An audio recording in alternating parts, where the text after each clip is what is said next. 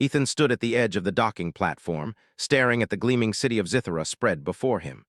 The air shimmered with a light he had never seen on Earth, colors bending in ways that made him feel as though the world itself was alive.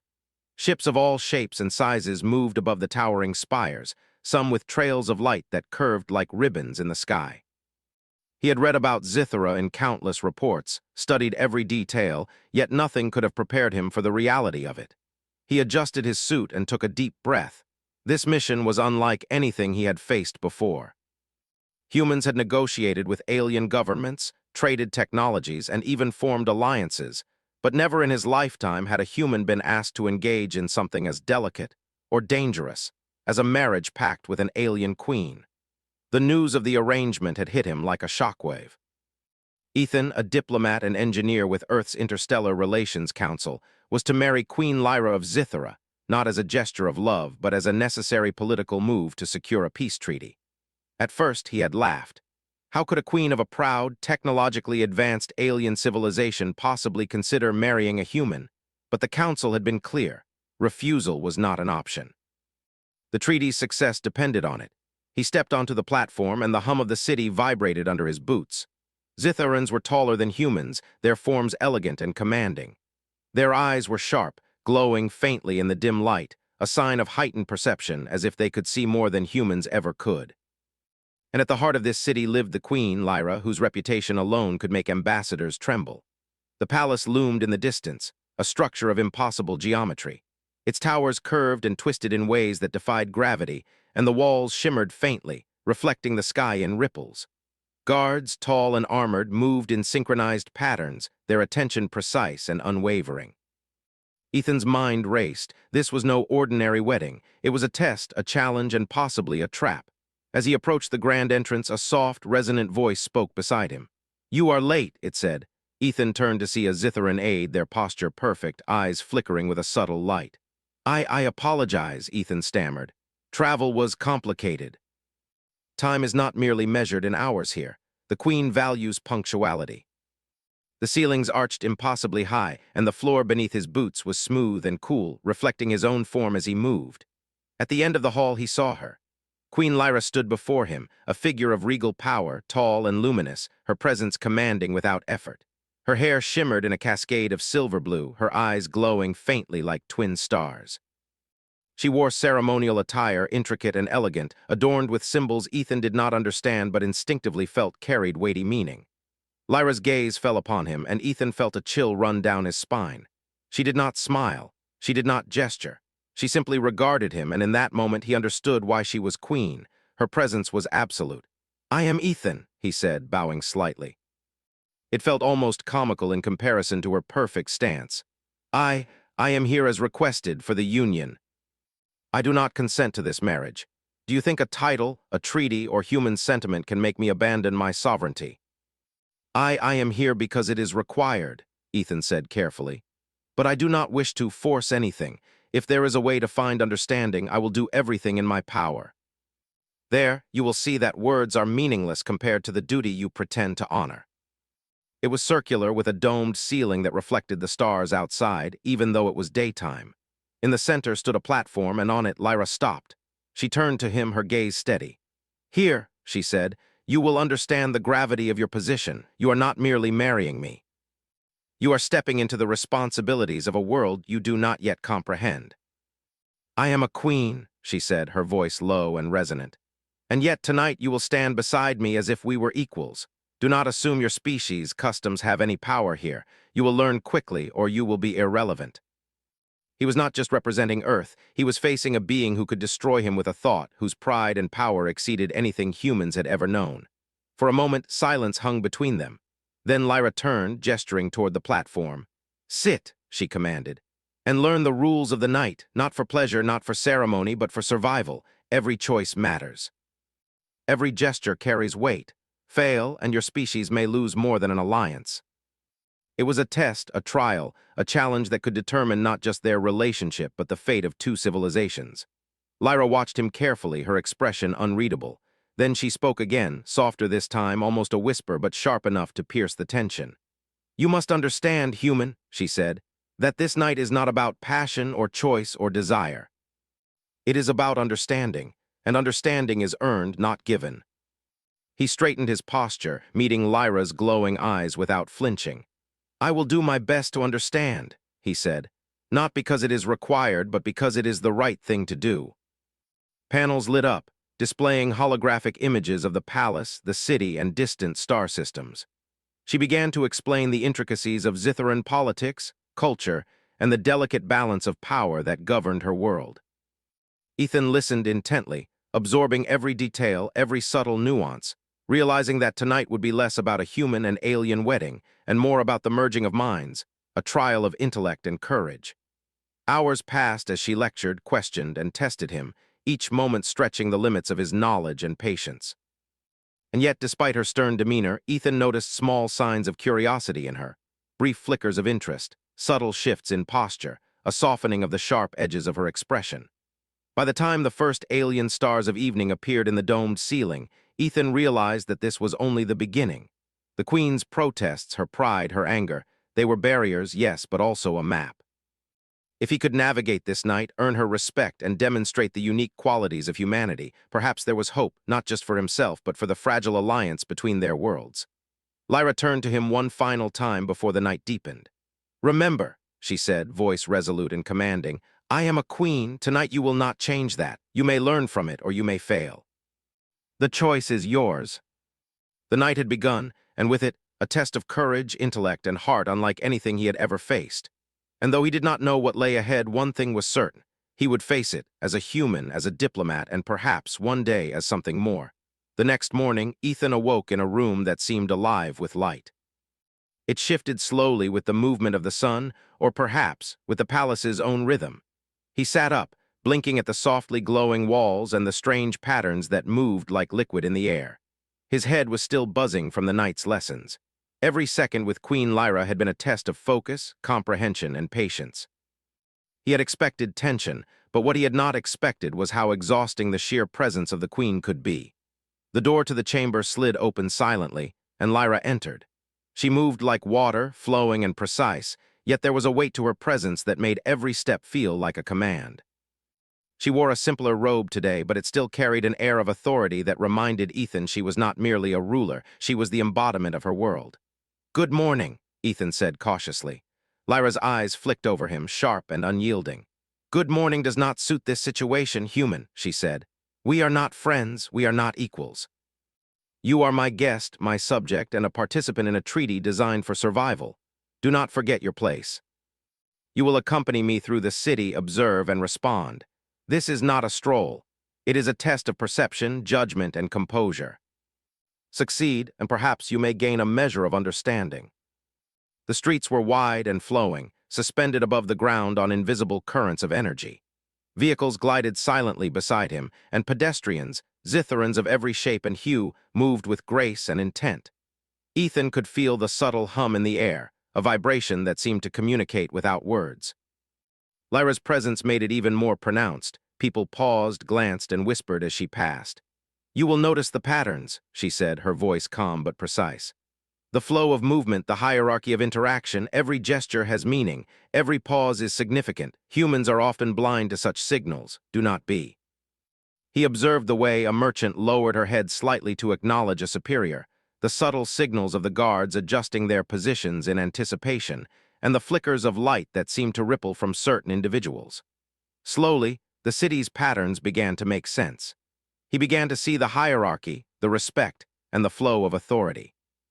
Lyra paused at an open plaza where a crowd had gathered.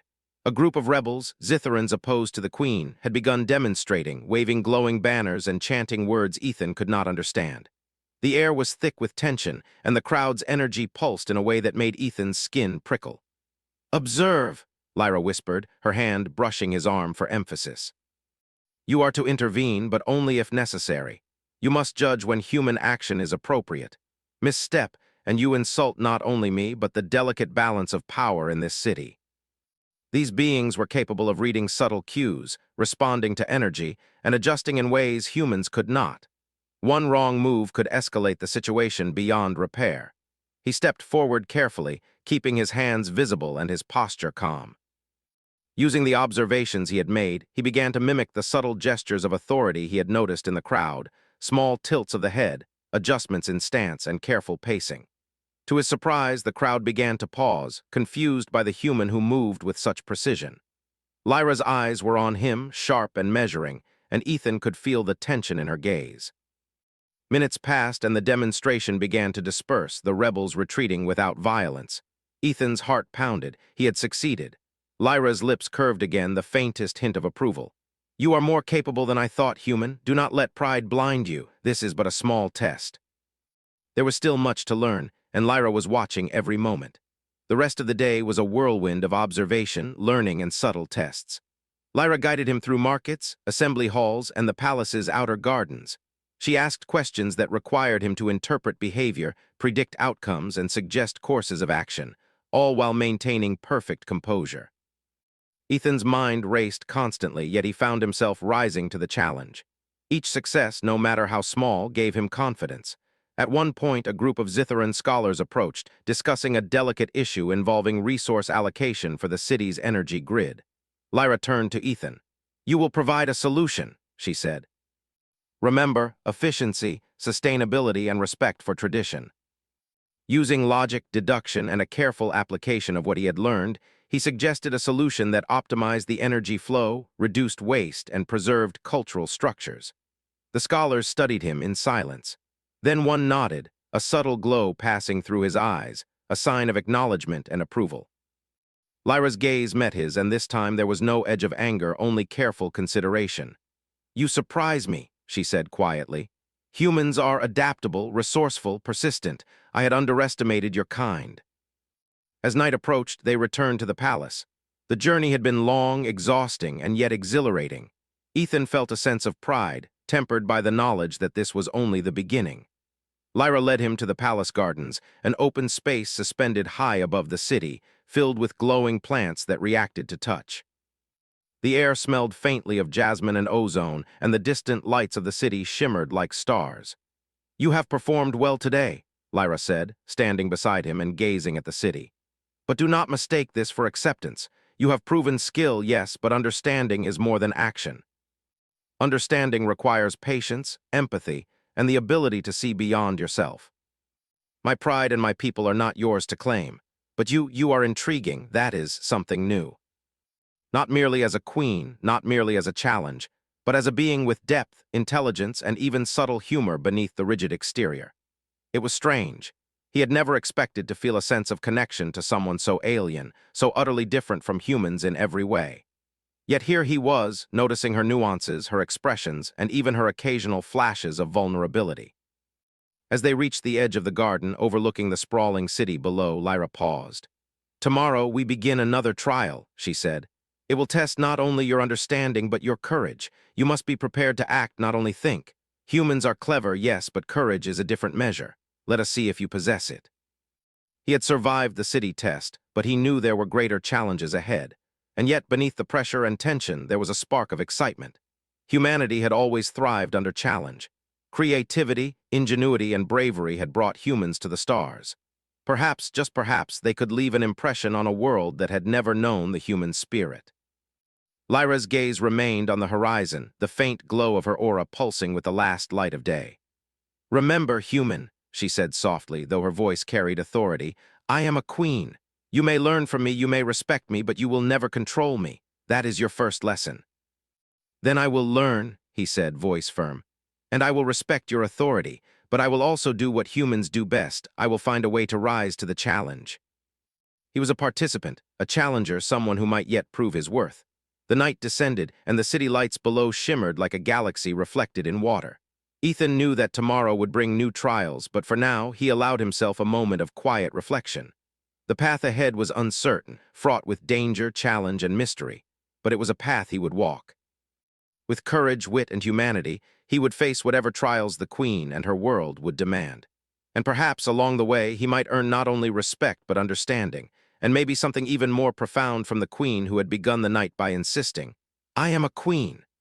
The next morning, Ethan awoke to a quiet in the palace that felt heavier than usual. The glow of the walls seemed dimmer, the air cooler, as if the building itself was holding its breath. He sat on the edge of the bed, rubbing his eyes, trying to shake off the lingering exhaustion from the day before. Every moment with Queen Lyra tested him, mentally, emotionally, and sometimes physically. But he had survived the public challenge, earned a small measure of her respect, and learned more about Zythera in a single day than most diplomats could in a lifetime. The silence was broken by a soft tapping at the door. Ethan rose and opened it to find Lyra standing there, her posture impeccable as always. But something in her eyes, subtle, almost imperceptible, made him pause.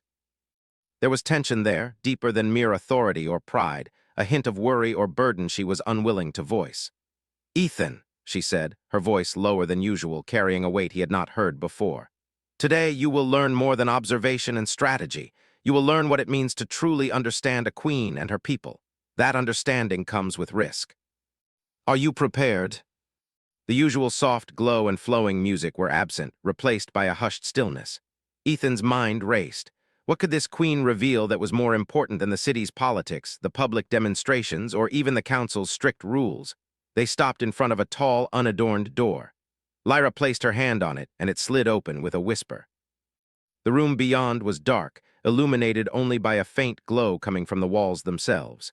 Inside were rows of shelves, ancient in appearance, filled with scrolls, artifacts, and strange devices that seemed to hum faintly.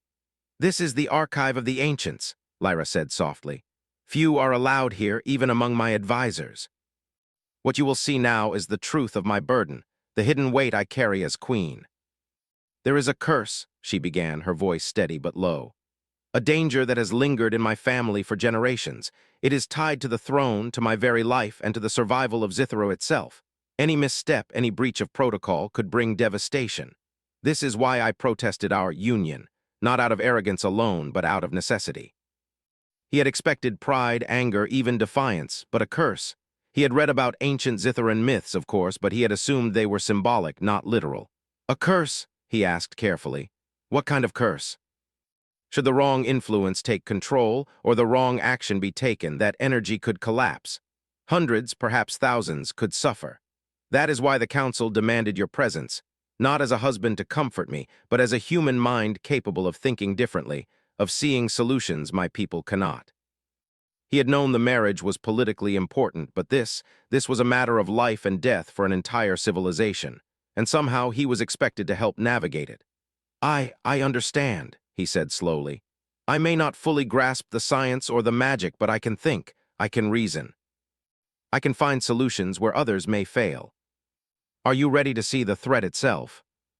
Finally, they reached a sealed chamber, a place Ethan sensed had never been entered by an outsider. Lyra placed her hand on a console, and the door slid open. Inside was a device unlike anything he had seen, a glowing orb suspended in the center of the room, pulsing with energy that seemed alive. Around it, holographic projections displayed intricate patterns of energy, structures, and flows that Ethan could barely comprehend. "This," Lyra said, her voice taut with tension, "is the core of the curse. It is bound to the throne, to my ancestors, and to the stability of Zythera itself. It reacts to influence, both political and biological. A mistake, even a minor miscalculation, could trigger a collapse. I can try to reason it out." Ethan observed the subtle fluctuations, the shifts in color, the way energy flowed and reacted. Lyra tested him with questions, what he would do in hypothetical crises, how he would manage political interference, and even what he might sacrifice to protect the people. Ethan answered thoughtfully, drawing on human ingenuity, logic, and empathy. "You think differently than we do," Lyra said finally, her tone a mixture of awe and disbelief. "Your mind is flexible, adaptive. Perhaps this is what I needed to see, the potential for a solution that my people could never conceive. We protect your people and we stabilize, whatever this is. I will do my part." Ethan staggered but regained his balance. Lyra's hand shot out, steadying him, though she did not speak. Her eyes were fixed on the orb, calculating, precise. "They know we are here," she said finally. "A faction within Zythera has discovered the core's vulnerability. They would see this power collapse, our civilization destabilize. They will act soon, and we must be ready." He had faced danger before, but this was unlike anything he had encountered.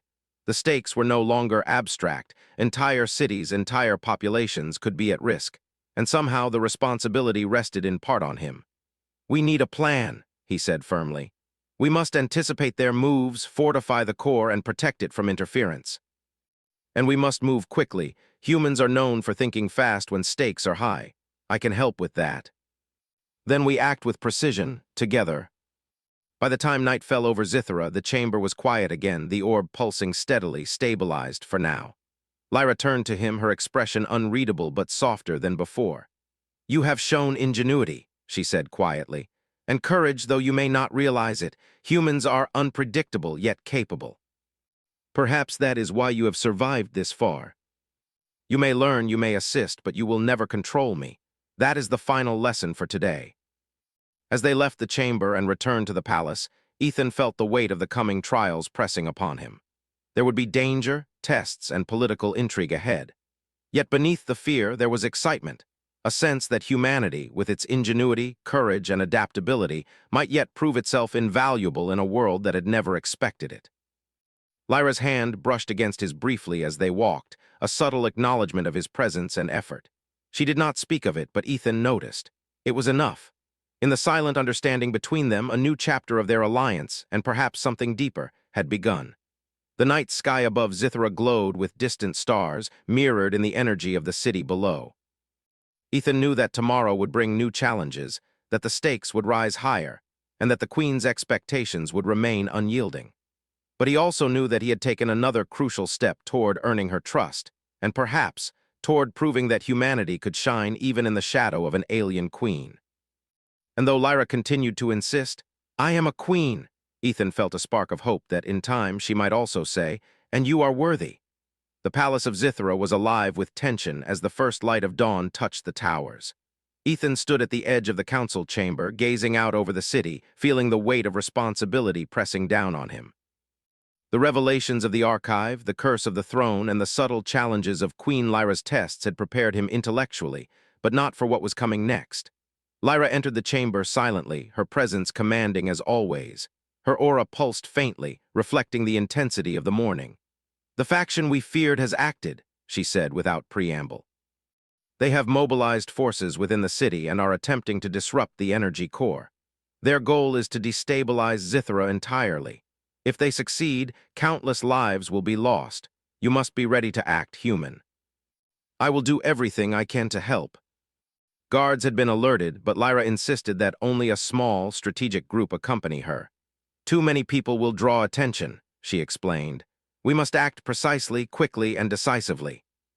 Their faces were set in determination, their glowing eyes reflecting the resolve of those who believed they were acting for the greater good, or perhaps for their own ambition. "Observe," Lyra whispered, "then act.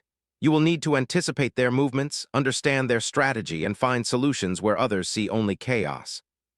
He could see patterns forming, the rebels moving in clusters, attempting to isolate key points of infrastructure. He had studied human military tactics extensively, and instinctively he began analyzing the situation for weak points, choke points, and opportunities.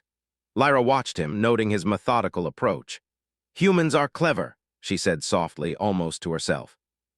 "I did not expect such composure under pressure." Ethan leveraged his knowledge, predicting their moves, redirecting them into positions where the guards could intercept without violence. Lyra observed silently, her respect growing. She had faced many threats in her life, but the human's ability to anticipate, improvise, and act decisively impressed her.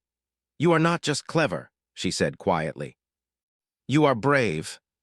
With a subtle gesture, he led the guards through it, approaching the rebels from an unexpected angle. Using a combination of human bluffing, quick thinking, and non-lethal force, he managed to disarm the group without casualties. Lyra's eyes widened slightly. "Resourceful," she said, almost admiringly. "Few could have done that without risk. You will need to act quickly." Humans were often underestimated by alien civilizations, but their ability to adapt under pressure was unmatched. He quickly assessed the situation. The rebels were divided, overconfident, and relying on brute force rather than strategy. Using the terrain and the energy shields to their advantage, Ethan began directing movements, coordinating with the guards and predicting the rebels' next moves. Lyra fought alongside him, her aura pulsing with power as she moved gracefully, precise and lethal when needed. She was a formidable warrior, unmatched in skill, but Ethan realized that her strength alone was not enough. Together, combining human ingenuity and Zitharan might, they were a force that even the rebels could not anticipate. The first wave of attackers was repelled, but Ethan knew more would come. He needed to stabilize the energy core directly. "I can interface with the core," he said, his voice firm. "Give me access." One misstep could be catastrophic. Ethan drew on every bit of human knowledge, logic, and creativity, adjusting frequencies, rerouting energy flows, and stabilizing the system. The core responded, the pulsing energy slowing, becoming steady. Lyra watched, impressed despite herself. "You are capable," she said quietly. "Perhaps more capable than I imagined." The rebels had regrouped, advancing with renewed intensity. He turned to Lyra. "We must hold them off long enough for the core to stabilize fully." One by one, the rebels fell back, confused and overwhelmed by the unexpected efficiency of their opposition. Finally, the courtyard was clear. Ethan exhaled, exhaustion washing over him. Lyra approached, her eyes glowing faintly in the dim light. "You have done well, human," she said. "You think, you act, you adapt. Few humans could have faced this and survived. You have earned more than attention. You have earned respect. You may yet prove invaluable." The rebellion had been repelled, but the threat was not gone. The faction within Zithra remained, watching, waiting, and plotting. "We must be vigilant," Lyra said. "This was only the beginning. There are those who would see me and my throne destroyed. You must be ready, human. Courage alone will not be enough. Strategy, observation, and determination are required." "Then we prepare. I will do everything I can to help you and your people." "And I would not want to. I only wish to help." The palace doors opened behind them, and Lyra gestured for him to follow. "Rest now. Tomorrow brings another trial, one that will test your endurance, your loyalty, and perhaps your heart. Be ready." The HFY spirit within him, the creativity, courage, and persistence of humanity, had shown today. But tomorrow he would need more than that. As they walked through the palace corridors, Ethan realized something profound. This was no longer merely a test of survival or diplomacy. It was a test of trust, partnership, and the potential for something greater than politics alone. The Queen's presence was daunting, her authority absolute, yet he felt the beginnings of connection, a quiet acknowledgement of his human determination and capability. And though Lyra continued to insist, "I am a queen," Ethan felt that step by step he was beginning to earn her trust. Not as a pawn, not as a tool, but as a partner. The night settled over Zithra, the city lights flickering like distant stars. Ethan knew the trials were far from over, but he also knew that humanity had always thrived under challenge, had always found solutions where others saw only danger. And with that thought, he allowed himself a brief moment of hope, knowing that together he and the Queen might yet face the challenges ahead, and perhaps even emerge stronger for it. The palace of Zithra was quiet at first light, but the calm was deceptive. Ethan stood at the edge of the central balcony, looking down over the city. Fires from the previous day's skirmishes had been put out, but the tension remained. He could feel it in the air, the undercurrent of unrest, the whispers of rebellion, the subtle shifts in energy as the faction within Zithra prepared its final strike. Lyra approached silently, her presence as commanding as ever. Her eyes, sharp and glowing faintly, scanned the horizon. "They are gathering," she said quietly. "This is their final attempt to disrupt the throne and claim the energy core. They will act without mercy, without warning. Today you will see the true cost of leadership and the weight of the crown."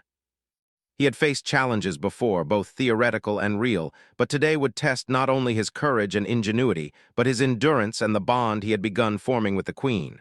"We'll face it together," he said firmly. Lyra's lips curved slightly, almost imperceptibly. "Yes. Together for now."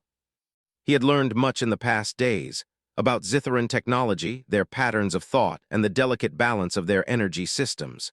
But now he would have to apply it under pressure, in real time. The outer gates opened, and Ethan and Lyra stepped into the courtyard, where the rebel faction was already forming. Hundreds of Zitharans, armed with energy disruptors and supported by rogue machines, moved with purpose. Their leader, a tall figure with glowing eyes, stood at the forefront, signaling his forces. Ethan surveyed the battlefield quickly, noting weaknesses, choke points, and areas where human strategy could complement Zitharan power. "We can divide them," he whispered to Lyra. "If we channel their forces into the side corridors, we can isolate their leader and prevent the collapse of the core." Ethan directed guard movements, using terrain and energy shields to redirect the rebels, while Lyra struck with precision and authority, disabling disruptors and neutralizing threats. Together, they were a force that no single faction could anticipate. As the fight intensified, the leader of the rebels broke away, heading directly toward the palace's energy core. Ethan's heart pounded. If the core was destabilized, the entire city could collapse. "We need to stop him," he shouted, moving swiftly with Lyra at his side. They confronted the leader at the core chamber entrance. The air was thick with energy, pulsing and alive. Ethan felt the vibrations beneath his feet, responding to both fear and intent. The rebel leader raised his weapon, aiming directly at the core, but Lyra stepped forward, aura flaring. "You will not touch it," she said, her voice echoing in the chamber. Ethan positioned himself strategically, using the human understanding of angles, movement, and timing. "Now!" he shouted. Lyra surged forward, deflecting the energy disruptor with a sweep of her hand, while Ethan maneuvered behind the rebel leader, cutting off his escape and disabling his weapon. The leader stumbled, caught between two forces, and Ethan seized the moment to push him back, neutralizing the immediate threat. The core pulsed steadily again, its energy stabilized. Ethan exhaled, the tension in his chest easing slightly. He turned to Lyra. "It's secure for now. You have earned more than attention. You have earned my trust." Ethan and Lyra moved together, coordinating actions, anticipating attacks, and neutralizing threats. The combination of human strategy and Zitharan power proved unstoppable. One by one, the rebels fell back until the courtyard was clear. Lyra approached Ethan, her aura dimming slightly as the immediate danger passed. "You have proven yourself today," she said softly. "Not just to me, but to your people, and to mine. You have demonstrated the value of humanity in ways few could imagine. And perhaps I misjudged your potential." Councils and aides moved quickly to repair damage and ensure order. Ethan, exhausted but alert, walked with Lyra through the palace halls, noting the subtle glances of guards and citizens who now viewed him with newfound respect. "You have changed the perception of humans here," Lyra said quietly. "Your actions have shown what your species is capable of. Intelligence, courage, creativity, qualities that even my people must now acknowledge. Yet today, you have proven worthy of recognition." "You have grown stronger in a short time," Lyra said, her voice quieter now. "Stronger than many who have lived decades in my palace. You are human, yet you have shown qualities that even my advisors cannot claim. That means a lot coming from you. Not because I must, but because I want to protect your people, your world, and to prove what humanity can do. Perhaps there is something real here, a partnership forged not by law or decree, but by courage, intelligence, and action. Then let this night mark a new beginning, not merely a human and a queen, but two who have faced challenge together and emerged stronger." As they looked out over the city, Ethan felt the HFY spirit, the ingenuity, courage, and persistence of humanity reflected in their survival and success. They had faced impossible odds, navigated alien politics, and defied expectations. And in doing so, they had not only saved a civilization, but earned the trust and respect of a queen who had once declared, "I am a queen." There was now trust, respect, and perhaps even something approaching partnership in a more personal sense. "You have done well," Lyra said softly, almost as a whisper meant only for him. "You are human, yet you have proven exceptional. Remember this feeling, human. Let it guide you in the trials yet to come. And I will continue to prove myself, not because I must, but because I want to uphold what we've achieved, together." Ethan knew that this peace, like all things, was fragile, but he also knew that humanity's ingenuity, courage, and resilience had left an indelible mark on this alien world. Lyra finally spoke, her voice gentle but firm. "I am a queen. That will never change. But tonight I acknowledge your worth, not as a subject, not as a tool, but as a partner.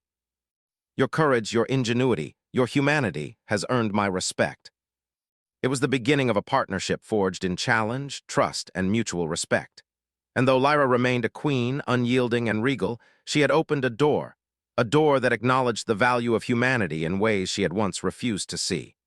Ethan took a deep breath, looking at the glowing city, and then at the queen who had become more than a figurehead to him.